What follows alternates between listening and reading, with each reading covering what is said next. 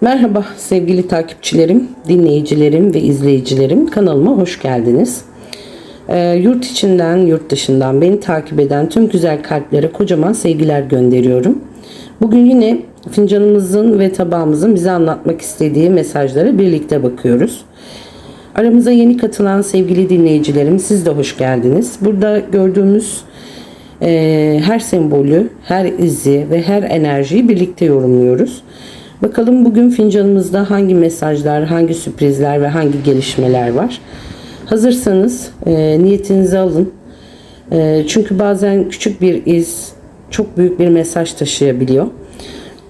Başlayalım. Bakalım falımız bizi nereye götürecek arkadaşlar.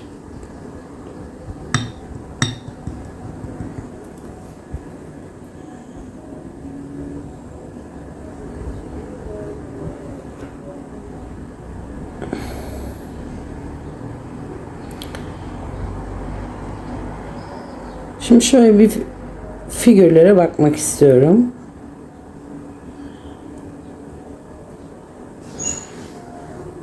Evet. Evet.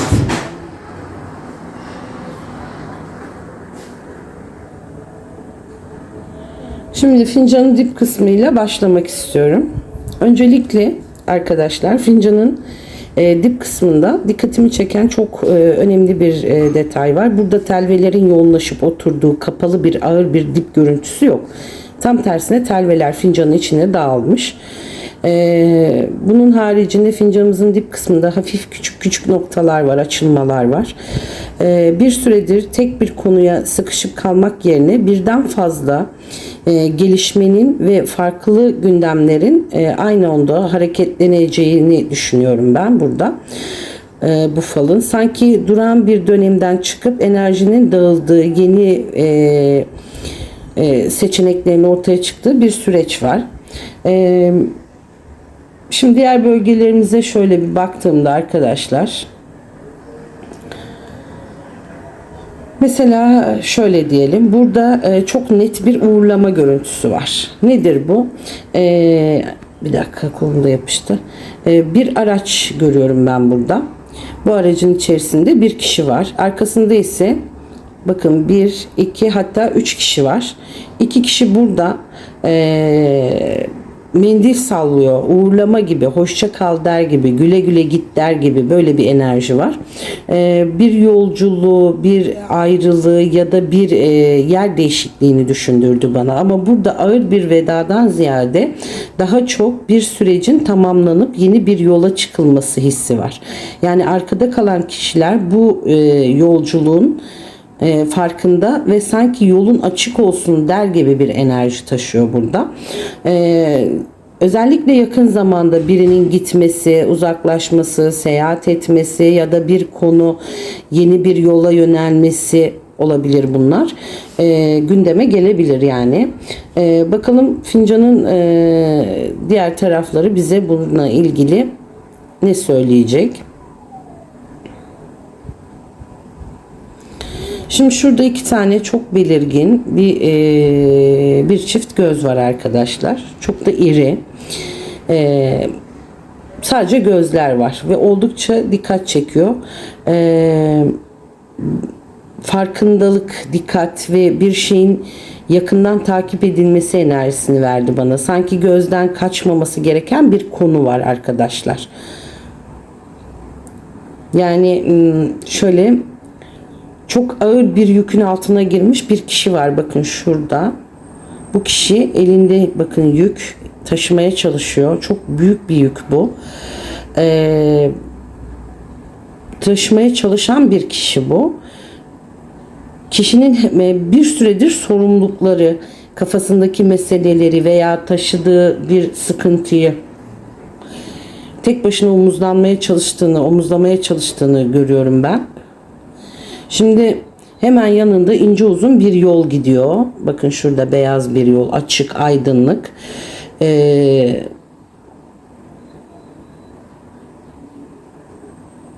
Şimdi bu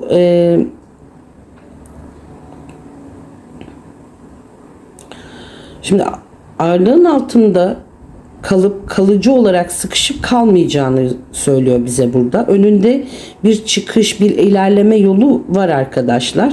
Sanki yükünü görüyorsun ama önündeki yolu da gör diyor bana. Sanki bakalım bu yol bizi nereye götürecek? Yani yük var evet ama açılmış bir yol da var arkadaşlar. 2 tane açık yol burada mevcut bu arada.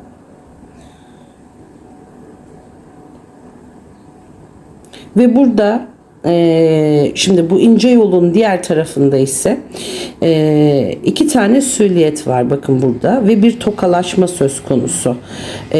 Karşı karşıya gelmiş tokalaşıyorlar. Burada bir anlaşma, bir uzlaşma, bir görüşme ya da 2 tarafın ortak bir noktada buluşması enerjisi bu. Yakın kişilerden birinin hemen arkasında çok güzel bir sembol daha var arkadaşlar. Bakın bu 2 yakın kişinin hemen arkasında burada bir tavus kuşu var. Ama henüz kuyruğunu açmamış. Şimdi tavus kuşu burada güzel bir gelişmenin, dikkat çekici bir fırsatın veya kişinin kendini göstereceği bir durum arkadaşlar. Bakın tepesinde tüyleri bile var. Ama kuyruğunu daha açmamış arkadaşlar. Kuyruğu duruyor. Burada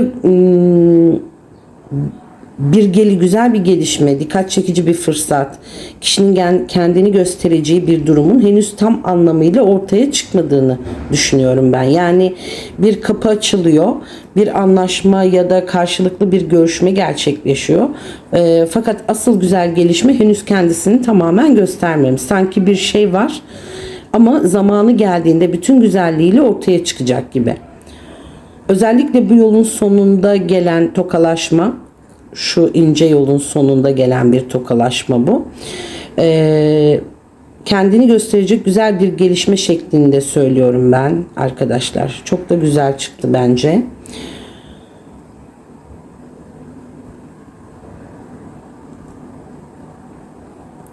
Şimdi bakın burada bir kadın figürü benim dikkatimi çekti. Ve elinde bir enjeksiyon var. Görüyor musunuz? İğnesi. Bunu doğrudan sağlıkla ilgili bir durum olarak almak yerine farklı bir sembolik dille söylemek istiyorum. Bir müdahale, bir konunun çözülmesi ya da bir şeye son dokunuş yapılması şeklinde yorumlayacağım.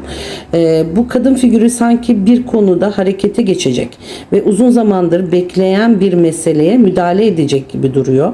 Şimdi bakın burada bir çizme var. Görüyor musunuz? Enjeksiyonun hemen ucunda beyaz bir çizme bu. Çizme bana güçlü bir şekilde yol, hareket ve kararlı bir şekilde ilerleme enerjisi verdi. Sanki burada artık bekleme, adım atlayan bir sembol var arkadaşlar. Şimdi yakın figürlerle yorumladığımda bir konuda yapılacak bir müdahalenin ardından kişinin önünde yeni bir hareketlilik ve yol görünüyor. Bakalım bu yol sizi nereye götürecek? Gayet de güzel görünüyor bu arada. Şimdi fincanın geneline baktığımda arkadaşlar benim dikkatimi çeken hep bu gözler. Görüyor musunuz? Hep bir göz var. Yani fincanın çepeçevre bu gözler fincanı çevrelemiş zaten. Şimdi neredeyse her tarafını çevrelemiş durumda. Falın sembolik olarak söylersem bunu, göz, dikkat, farkındalık, izlenme hissi ve çevrede olup bitenlere karşı uyanık olma temasını koyuyor ortaya. Sanki bu dönemde bazı şeyleri daha dikkatli gözlemlemek, herkesin söylediğinden ziyade davranışlarına bakmak gerekiyor. Çok büyük bir baykuş da görüyorum aynı zamanda ben burada arkadaşlar. Bayağı da belirgindi. Hemen bir dakika, gördüm onu da size de göstermek istiyorum.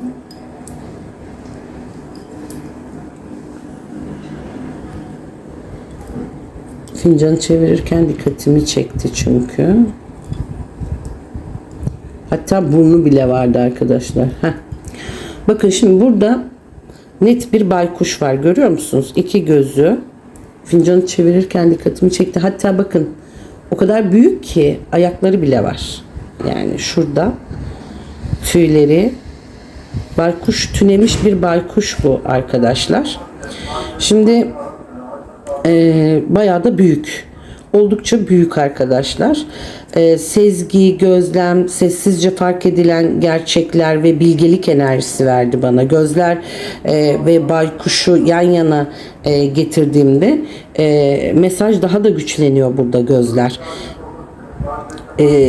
Sezgini de dinle diyor sana. İyi değerlendir. Gördüğünü, sezgilerini dinle. Bir şey hemen ortaya çıkmayabilir. Fakat dikkatle baktığınızda bazı gerçeklerin kendiliğinden fark edileceği bir dönem bu.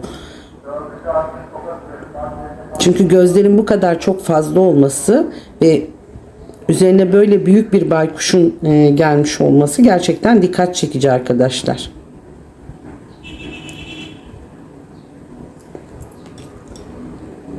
Şimdi tabağımıza gelelim. Bakalım tabağımızdaki sembollerle bize fal ne anlatıyor?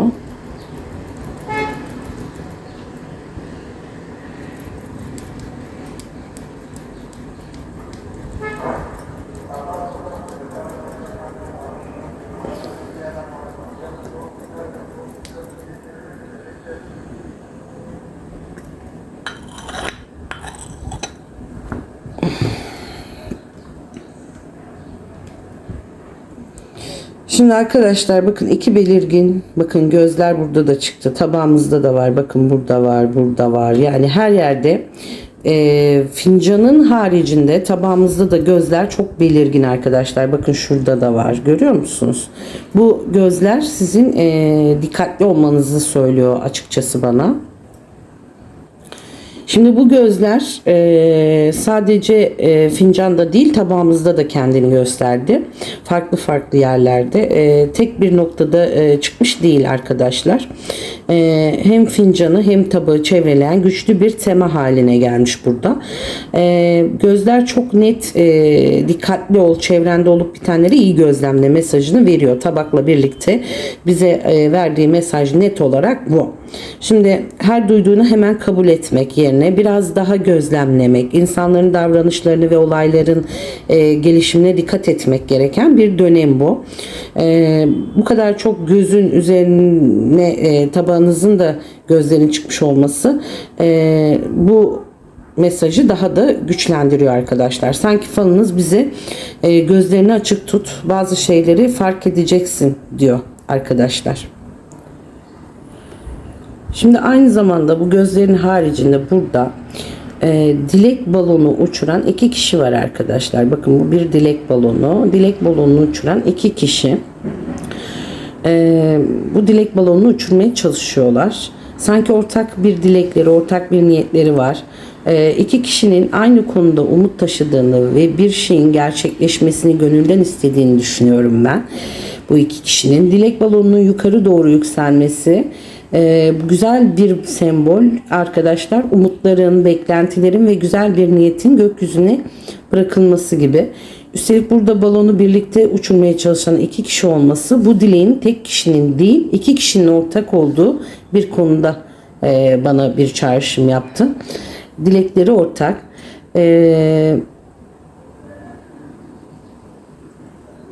Arkadaşlar burada bir arı görüyorum ben. Bir arı sembolü var. Arının başı oldukça belirgin. Bakın iğnesi, bal topladığı. Arı çalışkanlık, emek, üretkenlik ve bereket enerjisi taşıyor. Hele bu sembolün hanenin içinde olması, yani tabağın içinde, hane içinde olması benim için ayrıca güzel bir işaret arkadaşlar. Sanki hanenin içerisine emekle kazanılan bir kısmet, bereket ve hareketlilik geliyor. Bir şeyin karşılığına alınması, ev içerisinde güzel bir gelişmenin yaşanması ya da maddi anlamda rahatlatacak bir fırsat gündeme gelecek arkadaşlar. Ama arının iğnesinin belirgin olması da küçük bir uyarı yapıyor. Bereket ve güzel gelişmenin yanında çevrenizdeki insanlara karşı ölçülü ve dikkatli olmak zorunda olmanız da gerekir. Zaten fincanınızdaki göz sembolleri de bize dikkatli olmamızı söylüyordu.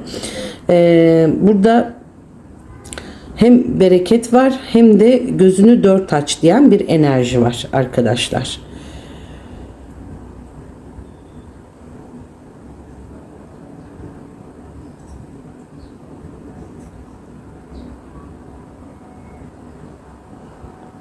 Şimdi fincanın şu kısmına gelmek istiyorum. Burada bakın bir kadın figürü ve elinde 2 tane çocuk var. Yalnız bu kadın hamile arkadaşlar ve karnında bir cenin var. Şimdi hamilelik yeni bir başlangıç, büyüyen bir plan, aileyle ilgili bir gelişme veya henüz ortaya çıkmamış bir kısmet olarak yorumlayacağım. Özellikle karnındaki cenin bana daha başlangıç aşamasında olan ve zaman içerisinde büyüyüp şekillenecek bir gelişmeyi düşündürdü. Önünüzdeki çocuklarsa yani bu bayanın önündeki çocuklarsa aile, evlatlar, aile içindeki hareketlilik ve sevindirici bir gelişme teması güçleniyor burada. Şimdi dış kısmında çıkmış olması bu konunun kişinin hayatında yeni bir döneme doğru ilerleyebileceğini düşündürdü bana. Yeni başlangıcın yanında başka hangi semboller bakalım belirleyecek bu başlangıcı. Şimdi burada şahlanmış bir at da görüyorum arkadaşlar. Şahlanmış at falın şaha kalkmış ve ileri doğru hareket eden falda çok güzel bir sembol at zaten. Muradı, dileği, kısmeti ve güzel gelişmeyi temsil ediyor. Hele ki burada şahlanmış olması bu atın enerjinin yükseldiğini ve konunun artık harekete geçmek üzere olduğunu görüyoruz. Araç ve burada bir araç ve bu aracın içerisinde bir kişi daha görüyorum ben aynı zamanda. Bir yol, hareketlilik, gidilecek bir yer ya da bir haberin ardından gerçekleşecek bir gelişme enerjisi var.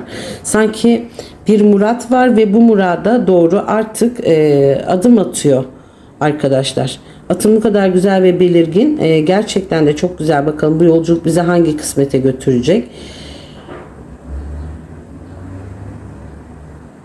Şimdi burada yine başı tam fincanın tabağın orta kısmında oldukça dikkatimi çekti bu arada. Kadın figürü var. Başı vücuduna göre oldukça büyük ve saçları da belirgin bir şekilde. Kadının hemen önünde ise yan dönmüş bir erkek figürü var. Aralarında sanki ince bir bağ var ve bir bağlantı bulunuyor. Bu görüntü bana iki kişi arasında hala devam eden bir iletişim, bağ, yani çözülmemiş bir konu olduğunu düşündürdü. Özellikle ortasında çıkmış olması bu iki kişi arasındaki meselenin falın genelinde önemli yer tuttuğunu gösteriyor arkadaşlar. Kadının başı bakın belirgin. Görüyor musunuz? Saçları da var. Ve burada erkek figürü. Aralarında bir bağ var. Şimdi erkeğin yan durması henüz yüz yüze gelinmemiş, tam olarak konuşulmamış ya da bir tarafın biraz mesafeli durduğu bir durumu anlatıyor burada. Ama aradaki o bağın hala görünür olması önemli arkadaşlar. Yani tamamen kopmuş bir görüntüden ziyade iki kişinin birbirine bağlayan bir konu hala mevcut arkadaşlar.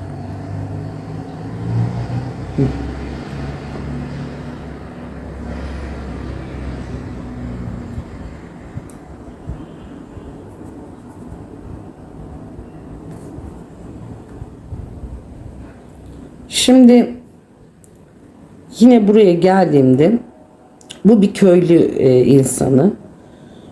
Bakın ayağında şalvarı ve elinde çapası. Hanenin içine doğru geliyor. Bu bir köylü, yani hani köylüler rahat hareket etmek adına şalvar giyer ya. Böyle bir şalvar var ayağında. Şimdi buradaki çapa doğrudan emek arkadaşlar. Yatırım yapmak, alın teriyle kazanılan kısmet enerjisini veriyor. Bakın elinde çapası. Bu görüntü bana daha çok sade, samimi ve gerçek bir emek enerjisi bu arkadaşlar. Bunu hissettirdi. Şimdi hanenin içine doğru gelmesi, sanki emeğin karşılığını eve girmesi, bereketin haneye gelmesi ve çalışılarak elde edilecek bir kısmet söz konusu. Kolay yoldan gelen bir şeyden ziyade uğraşılmış, emek verilmiş ve sonunda karşılığı alınacak bir gelişme hissediyorum. Hanenin içine doğru geliyor.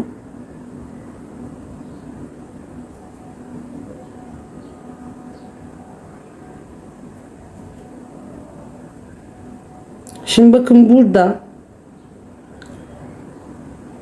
kanatları olan bir kişi ve sanki bu kişi hanenin ortasında kanatları var.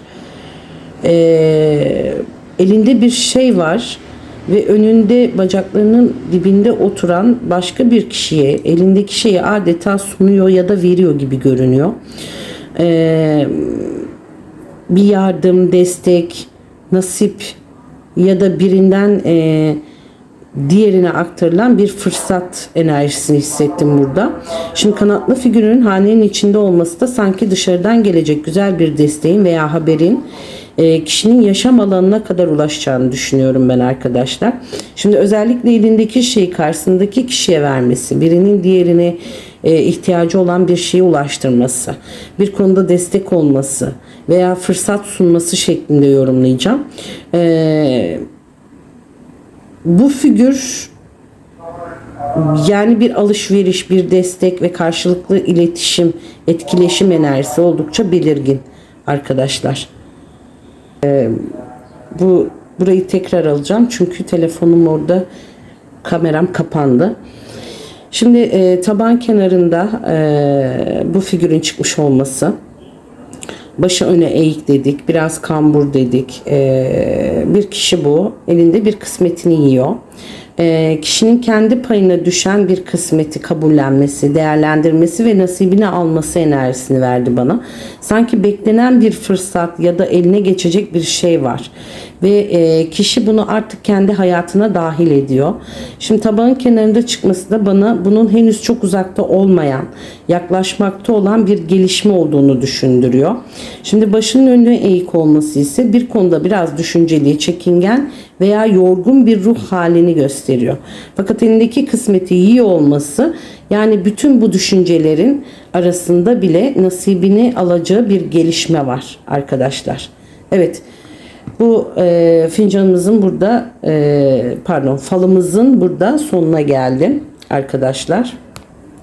Yani fincanımızın ve tabağımızın bize gösterdiği sembollerin bugünkü falımızda gerçekten çok farklı ve dikkat çekici işaretler vardı diyorum.